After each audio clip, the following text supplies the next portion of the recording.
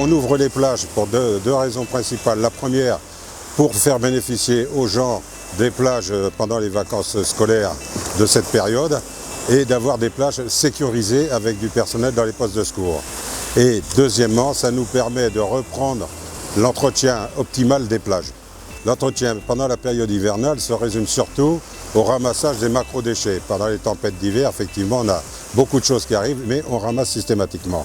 Et début avril, ouverture, comme je viens de le dire, là, nous avons un entretien, nous faisons l'entretien de fond et l'entretien journalier qui va durer jusqu'au 30 septembre. Il faut aussi souligner que dès le début avril, nous avons aussi la mise en place de tout le balisage pour sécuriser la zone de baignade. Ce qui justifie aussi la présence de nos maîtres nageurs sauveteurs. Bien sûr, de fait, ça limite la circulation de tous les engins à moteur qui doivent rester au-delà déjà du balisage. Sinon, c'est une verbalisation systématique. Et de même que je rappelle aussi pour la propreté des plages, que les chiens sont interdits sur les plages de Sanary toute l'année. D'autre part, je tiens à rappeler aussi que nous continuons les plages sans tabac. Les gens peuvent fumer à l'extérieur des plages. Nous avons les poubelles à l'extérieur des plages équipées de cendriers.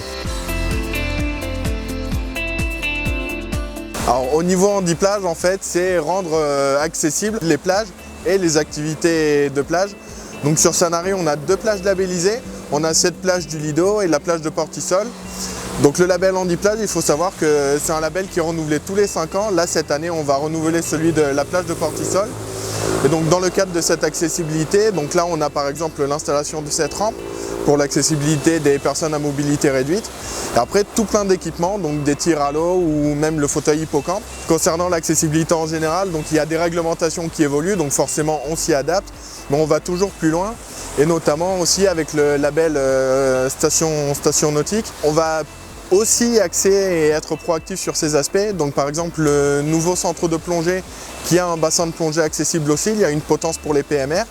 Et tout le long du port, on a plusieurs potences, on en a 4 qui vont permettre à des personnes en fauteuil de pouvoir profiter, donc aussi bien pour les locations de bateaux que d'autres activités qui requièrent un transport en potence pour venir dans les bateaux.